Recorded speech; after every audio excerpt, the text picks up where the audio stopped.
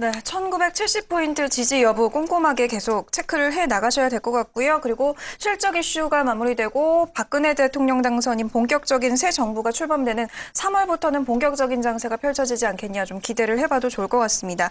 현재 이렇게 방향성 없는 현재는 좀 방향성을 탐색하고 있는 장세가 계속되다 보니까 금리니 뭐 옆나라니 이런 구원투수를 자꾸만 찾고 있는 것 같아요. 이번에는 중국 얘기를 좀 해보겠습니다. 중국 춘절이 끝났습니다. 대표님, 춘절 효과 이 소매 증가를 좀 시장에서 기대하고 있는 것 같은데 어떻게 보시나요? 네, 어제도 그렇고 오늘도 그렇고 그나마 오를 수 있는 거는 바로 중국 증시에 대한 모멘텀이었죠. 실질적으로 중국 증시 같은 경우에는 지금 약보합권의 움직임을 어제부터 나타내고 있습니다. 하지만 우리나라 같은 경우에는 그만큼 기대 효과가 조금 더 영향을 미치는 부분이 아닌가 그렇게 좀 정리를 해드릴 수 있겠고요. 우리가 중국에 대해서 어느 정도의 소매 판매액을 한번 비교를 해보시는 게 좋겠는데요. 소매 판매 같은 경우에는 전년 대비해서 14.7%가 증가를 했습니다.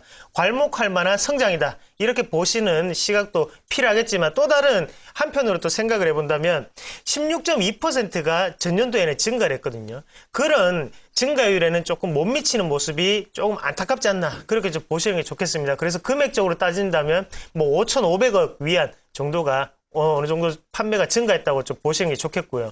안에서 내부적으로 우리가 소매 판매 기준을 보실 때 중국인에 대해서 소비 씀씀이도 조금 달라진 소비 패턴을 한번 보실 수가 있겠는데요.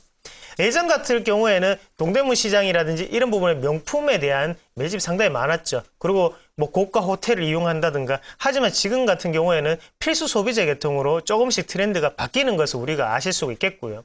중국 또한 안 무너질 것 같은 벽이었지만 소비에 대해서 어느 정도 위축이 왔다는 것을 우리가 한 번 더 파악을 하시는 게 좋겠습니다. 그러면 이 상황에서 그러면 종목군을 고를 때 어떤 종목군 위주로 하시는 게 좋냐? 이렇게 말씀을 좀 드린다면요.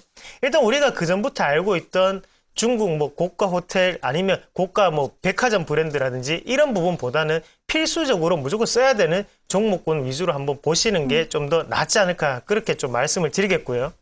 이런데 당연히 기반을 둔다면 각종 경제 지표에 대한 상승세를 좀 들 수가 있겠죠. 그래서 작년도만큼 그렇게 증가율이 미치지는 않았습니다만 지금 중국은 서서히 오르는 것은 사실이고요. 이런 부분 자체가 3월 달에 양해가 시작됩니다. 그러면 시진핑 체제가 본격적으로 출범을 하는데요.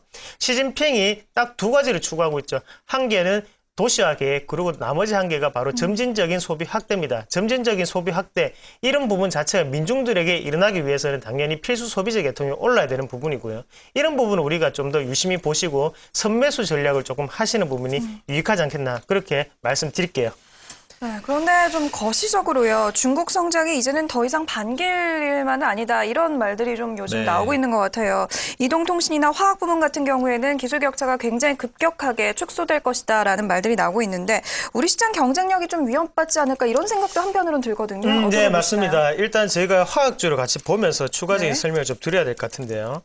화학주를 보시면 한번 느낄 수 있는 게 제가 지금 보고 있는 차트 화면이 그 모습입니다. 화면에 곧 나가실 건데 왼쪽에 상단에 한번 언덕을 큰 거를 한번 보시면 25만 7,400원대에 머물러 있는 모습을 보실 수 있겠고 대신 지금 가격은 12만 500원이죠. 그만큼 우리가 이때 같은 경우에는 중국에 마구잡이식으로 수출을 하고 가격 단가 같은 경우에도 우리가 갑이었기 때문에 그 단가를 맞출 수 있었겠지만 지금 같은 경우에는 중국이 그대로 받기만 했던 게 아니겠죠. 당연히 기술적인 부분이라든지 아니면 여타의 모든 인프라, 노하우 같은 것을 배웠겠죠. 그런 부분에서 지금부터 한번 보신다면 예전만큼 화학주라든지 이런 부분에 마진이 남을까를 한번 먼저 생각을 하셔야 되거든요. 삼성전자가 지금 못 가는 이유는 바로 성장률이죠.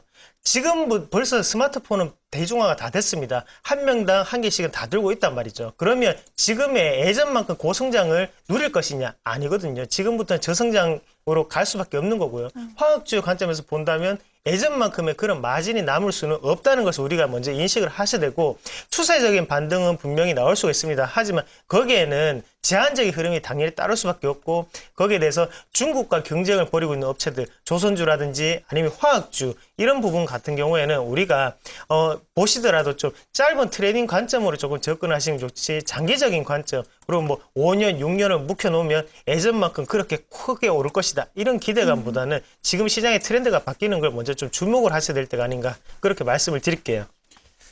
네, 전체적으로 우려감은 있어도 여전히 기대해볼 만한 것은 중국인 것 같습니다. 오늘 아침에 외신에서 나온 뉴스를 보니까 아이폰 한 대에 들어가는 부품 중에 41.9%가 메이드 인 차이나라고 하는데요.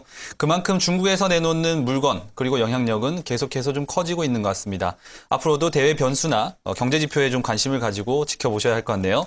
자, 마지막 이슈 한번 살펴보겠습니다. 네, 마지막으로 종목 얘기를 해봐야 될 것 같죠. 오늘은 LED 관련주입니다. 그간 좀 주춤하는 모습을 보이다가 요즘 최근 들어서 굉장히 좋은 모습을 보이고 있어요. 시장 확대된다, 뭐 성장성 있다라는 얘기도 들려오고 주가 흐름도 요 며칠 좀 괜찮은 모습을 보이고 있는데 어떻게 전망하고 계신가요? 네, 뭐 2009년 때까지만 하더라도 그때도 뭐 소문은 돌았습니다. 중국의 가로등을 다 LED로 바꾸겠다. 그게 바로 우리나라에서 다 수출을 해서 그것을 다 받아들이겠다. 이런 부분이 있었는데요. 실제적으로 죄송합니다. 네, 실제적으로 중국에 한번 가보시면 가로등은 LED로 많이 바뀌지 않았습니다. 한쪽에만 좀 바뀌었던 거고요. 그런 구역적인 부분이 바뀌었는 거지 아직까지도 계약이라는 성격이 좀 강하다고 좀 말씀을 드릴 수가 있겠고 우리나라도 마찬가지로 2009년부터 LED에 대한 정책적인 어느 정도 수요가 상당히 높았거든요. 하지만 아직까지 업황 자체는 바닥을 기고 있다는 거죠. LED의 가장 큰 장점은 바로 고효율의 저전력입니다. 하지만 이런 부분 자체가 시장의 분위기가 아직까지 못 따라준다는 걸 우리가 먼저 아셔야 될 것 같고요. 지금 한번 보시면 왜 그러면 지금부터 LED에 주목해야 되냐? 우리나라에서 그러면 LED 시장이 확대가 될 것이냐? 아니죠. 우리나라 내수 시장이 확대가 되는 게 아니라 지금은 유럽이라든지 아니면 미국의 계약의 성격을 조금 더 보시는 게 좀 좋을 것 같습니다. 그래서 우리가 같은 LED 업체가 아닌 만큼 어느 정도 수출에 어느 정도의 비중을 많이 차지하고 있는 그런 기업들 같은 경우에는요.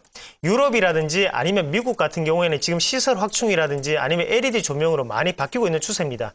지금이 딱 계약이적인 성격이고요. 거기에 대해서 수출을 많이 할 수 있는 그런 업체들을 우리가 골라서 투자를 해보시는 게 조금 더 긍정적이지 않을까 그렇게 좀 말씀을 드리겠고요.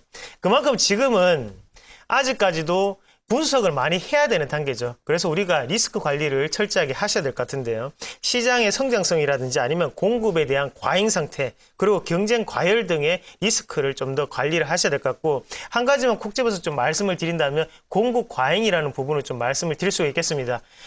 일단 우리가 흔히 아는 LED 업체들이 상당히 많습니다. 제가 처음에 말씀을 드렸듯이 LED의 가장 큰 장점은 고효율의 저전력입니다. 그만큼 진입장벽이 낮다고 표현을 할 수도 있겠고요. 진입장벽이 낮은 만큼 경쟁력은 그만큼 약화될 수밖에 없겠죠. 그런 부분에서 구조적인 개편이 좀 더 먼저 이루어지고 난 다음에 지금 LED 시장에서 어느 정도의 점유율을 확보하고 있는 그런 기업들을 위주로 해서 우리가 LED 공략을 조금 더 해보시는 전략이 필요하다고 말씀드리겠습니다. 네, LED 업황과 종목까지 한번 살펴봤습니다. 그렇다면 아마 시청자분들이 가장 궁금해하시는 코너가 아닐까 생각이 되는데요.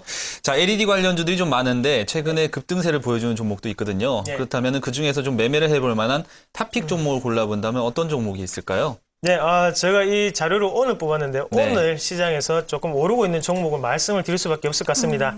서울반도체를 좀 말씀을 드려야 될 것 같습니다. 일단 서울반도체 같은 경우에는 글로벌 5위죠. 그만큼 우리가 어느 정도 탄탄한 어느 정도 재무 구조라든지 그리고 흑자 전환 그만큼 영업이익 부분을 우리가 먼저 좀 발견을 하셔야 될 것 같고요.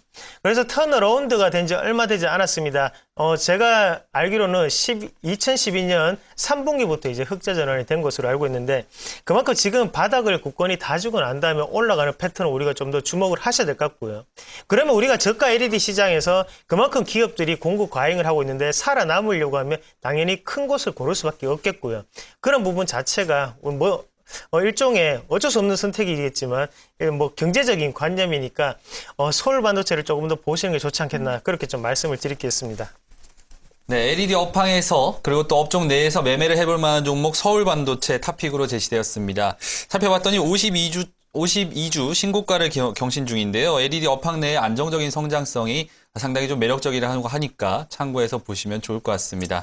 자, 오늘도 이렇게 이슈에서 종목까지 이어보는 코너 이슈의 뉴스 진행해봤습니다. 네, 지금까지 이상로 대표와 얘기 나눠봤습니다. 대표님 오늘 말씀 고맙습니다. 네, 감사합니다. 고맙습니다.